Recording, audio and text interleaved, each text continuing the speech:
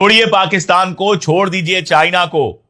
अब नेपाल का प्रधानमंत्री भी संसद में खड़ा होकर कह रहा है कि उसने हमारी जमीन कब्जा की हुई है और हम मस्जिदों के सामने डांस कर रहे हैं, हम मोदी मोदी कर रहे हैं, हम यहां हिंदू मुसलमान में लगे हैं, हम उस तमाशे में लगे हैं जिसके बारे में दुनिया सोच भी नहीं सकती। एक बयान ने काठमांडू से लेकर नई दिल्ली तक की राजनीति के गलियारों को जो है वो हलचल मचा दिया है। नेपाल ने भी भारतीय जमीन पर कब्जा किया और नेपाल के बीच में एक विवाद यह हुआ है कि नेपाल के प्रधानमंत्री ने अपनी संसद में यह कहा है कि भारत ने ही नहीं बल्कि नेपाल ने भी भारत की कुछ जमीन कब्जा कर रखी है। देश को इतना पीछे पहुंचा दिया गया है कि 15 साल पुराना वाला भारत बनाने में भी कई दशक लग जाएंगे। विश्वगुरु, अरे दुनिया में आपको कोई पूछ नहीं रहा है। इसके अलावा बालन शाह ने लिपुलेख और लिम्पियाधुरा इलाके से होने वाला जो व्यापार है उससे जुड़ा भी उनसे जब सवाल पूछा गया, उस पर उन्होंने क्या कहा वो भी आपको बताते हैं। लेकिन पहले आप ये जान लीजिए कि ये दोनों इलाके भारत का ही हिस्सा हैं जिस पर नेपाल अपना दावा करता है। तो जब और आज ये खबर आती है कि नेपाल का प्रधानमंत्री अपने संसद के अंदर खड़ा होकर कहता है कि हमने भी भारत की जमीन कब्जा की हुई है। सोचिएगा, छोड़िए पाकिस्तान को, छोड़ दीजिए चाइना को। अब नेपाल का प्रधानमंत्री भी संसद में खड़ा होकर कह रहा है कि उसने हमारी जमीन कब्जा की हुई है और हम मस्जिदों के सामने डांस कर रहे हैं, हम मोदी मोदी कर रहे हैं, हम यहां हिंदू मुसलमान में लगे हैं, हम उस तमाशे में लगे हैं जिसके बारे में दुनिया सोच भी नहीं सकती। देश को इतना पीछे पहुंचा दिया गया है कि 15 साल पुराना वाला भारत बनाने में भी कई दशक लग जाएंगे। विश्वगुरु, अरे दुनिया में आपको कोई पूछ नहीं रहा है। दुनिया की किसी बड़ी बहस, किसी बड़े फैसले में आपको कोई पूछ नहीं रहा है। यह हकीकत है। गजा पर बात होती है, आपकी कोई बात नहीं होती। ईरान पर बात होती है, आपकी कोई बात नहीं होती। यूक्रेन पे बात होती है, आपकी कोई बात नहीं होती। और खबर यह है, लेकिन झुके हुए हैं, कंप्रोमाइज करते हुए दिख रहे हैं। ये मैं जानता हूं कि ईरान वार के पहले आप जिस तरह से इजराइल गए और उसकी तारीफ करके आए और हिंदुस्तान इजराइल के साथ है ऐसी बातें करके आए, उसने पूरी दुनिया में आपको अमेरिकी और इजराइल कैंप के मेंबर के रूप में साफ साफ दिखा दिया गया।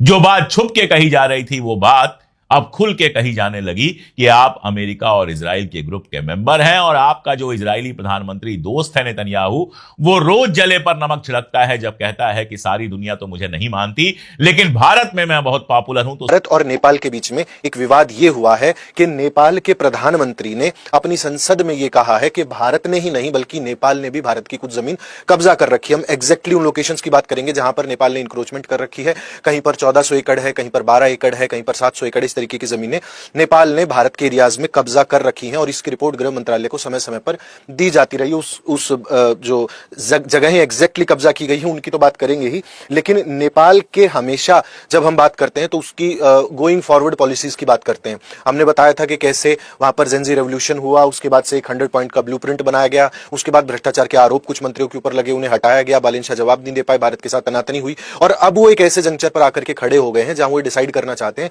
कि वो चीन के साथ जाएंगे या भारत के साथ जाएंगे। अब ये जो मुद्दा बना है, इस मुद्दे में कहा गया कि ब्रिटेन मध्यस्थता करे आकर के। अब भारत नेपाल के बीच में ब्रिटेन का क्या मसला है, इस बात को भी समझने की कोशिश थोड़ी सी करेंगे। लेकिन नेपाल ने भारत की जमीन कब्जा कर ली है, ये वहां के प्रधानमंत्री का कहना अपने आप में बहुत शॉकिंग है, क्योंकि नेपाल और भारत के बीच में दरअसल कोई सीमा विवाद इतना बड़ा नहीं है जो सुलझाया ना जा सके, लेकिन एक नदी, काली नदी के उद्गम को लेकर के बड़ा विवाद दोनों देशों के बीच में बना हुआ था। और रविवार को उन्होंने इस बात की पुष्टि कर दी कि हम अपनी जमीन के अलावा भारत की जमीन पर भी कब्जा किए हुए हैं और 2 महीने में पहली बार नेपाल का ये जो सत्र था संसद का, ये चला, ये कर रहे हैं। इसके अलावा एक पीछे नक्शा वायरल हुआ था, आपने वो भी देखा होगा, that Nepal is trying to become greater Nepal, और ये बिहार के कुछ इलाकों में अपना एक्सटेंशन इन लोगों ने कर दिया था, जिस पर तीखी आलोचना आई थी सोशल मीडिया पर, एक्स पर और बाकी जितने भी प्लेटफॉर्म्स हैं, वहां पर नेपाल को लेकर के बहुत कुछ कहा गया था। और जो आला दर्जे के नेता हैं या डिप्लोमेट्स हैं, उन्होंने इसको सरासर गलत बताया था कि आप ये भारत के एरिया को दिखा रहे हैं।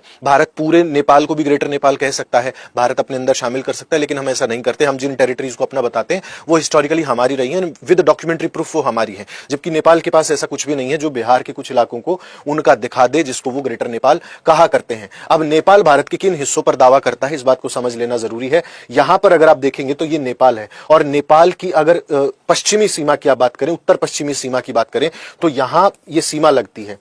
ये लिम्पियाधुरा और ये यहाँ पर लिपुलेख है, यहाँ पर काला पानी है। तो ये जो बाउंड्री है ना, ये बाउंड्री, ये भारत की ओरिजिनल बाउंड्री है, बट नेपाल का दावा है कि ये बाउंड्री यहां तक नहीं बल्कि इससे और आगे एक्सटेंशन भारत की तरफ डाउन साउथ तक उसका अधिकार क्षेत्र पड़ता है। अब ये दावा कितना सही है कितना गलत है इसको समझ लेना पड़ेगा कि ये लिपुलेख दर्रा है, और आप जानते हैं कि भारत और चाइना के बीच में जो लिपुलेख को लेकर के विवाद था वो रिसेंटली हमने सुलझाया और वहां से वो दर्रा खोला गया और एक बार दोबारा से व्यापारिक और आना जाना लोगों का दोबारा से शुरू हुआ। ये काली नदी है, यहाँ पर काली नदी का उद्गम है, और काली नदी के उद्गम से लेकर के बाद में जब ये भारत में एंटर करती है काली नदी, तो ये जो इलाके हैं ये इन पूरे इलाकों को ये भारत की सीमा है। जबकि नेपाल क्लेम करता है कि ये जो काली नदी निकल रही है ये हमारा एक नेचुरल बॉर्डर बनता है और इस बॉर्डर तक उसे आना चाहिए। अब काली नदी के उद्गम को लेकर के भारत और नेपाल के जो बीच में विवाद है उसको इन्होंने एक्सटेंड करते हुए कहा कि ये विवाद काली नदी के अलावा भारत के उन एरियाज पर भी है जिन पर हमने कब्जा कर रखा है, वो एरिया हमारे इलाके में होने चाहिए। और टू बी अगर बहुत एग्जैक्टली बात करें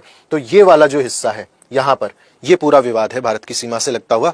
आप इसे नेपाल की उत्तर पश्चिमी सीमा के आसपास का मान सकते हैं। जो लिम्पियाधुरा है, नेपाल इसको काली नदी का उद्गम मानता है, जबकि भारत जो है वो काला पानी इस जगह को काली नदी का उद्गम मानता है। यहाँ पर लिपुलेख पड़ता है जिसके साथ हम चाइना के साथ व्यापारिक संबंध या जो आना जाना है उसको बनाते हैं या उसको एक एंट्रेंस बोला जाता है। एक बयान ने काठमांडू से लेकर नई दिल्ली तक की राजनीति के गलियारों को जो है वो हलचल मचा दिया है।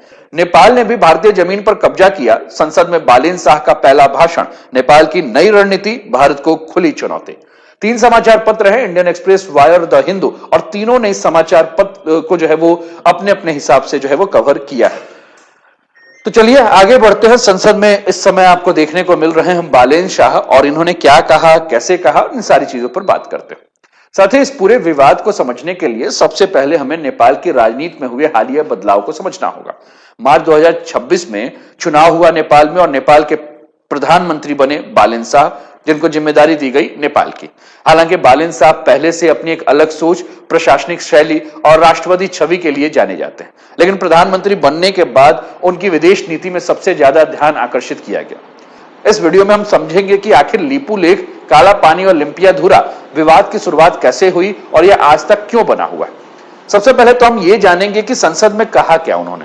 साथियों, जो बयान दिया गया है जिसने पूरे दक्षिण एशिया का ध्यान अपनी ओर खींच लिया है, जो कि नेपाल के संसद में बोलते हुए बालेन शाह ने कहा कि जिसकी चर्चा जो है वो नेपाल में ही नहीं बल्कि भारत में भी होने लगी है। उन्होंने कहा कि सिर्फ भारत ने नेपाल की जमीन पर कब्जा नहीं किया है, बल्कि नेपाल ने भी कुछ भारतीय क्षेत्रों पर कब्जा किया है। और यह बयान इसलिए महत्वपूर्ण है क्योंकि सीमा विवादों में आमतौर पर देश दूसरे देश के ऊपर आरोप लगाते हैं, लेकिन किसी प्रधानमंत्री के द्वारा यह स्वीकार करना कि उसके देश ने भी दूसरे देश की भूमि पर कब्जा किया है, यह बेहद असामान्य माना जाता है।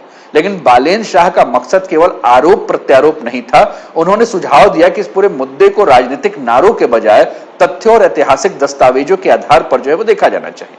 उन्होंने कहा कि भारत और नेपाल को संयुक्त सीमा जांच करनी चाहिए।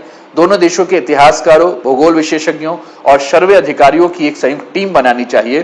पुराने जो भी नक्शे हैं, संधियां हैं, दस्तावेज हैं, उनकी समीक्षा की जानी चाहिए। सीमा विवाद का समाधान भावनाओं या राजनीति से नहीं बल्कि बातचीत और तथ्यों के आधार पर निकालना चाहिए। उनका तर्क यह भी था कि यदि दोनों पक्ष मिलकर ऐतिहासिक रिकॉर्ड और आधुनिक सर्वेक्षण तकनीकों का उपयोग करें तो कई विवादों का शांतिपूर्ण समाधान संभव है।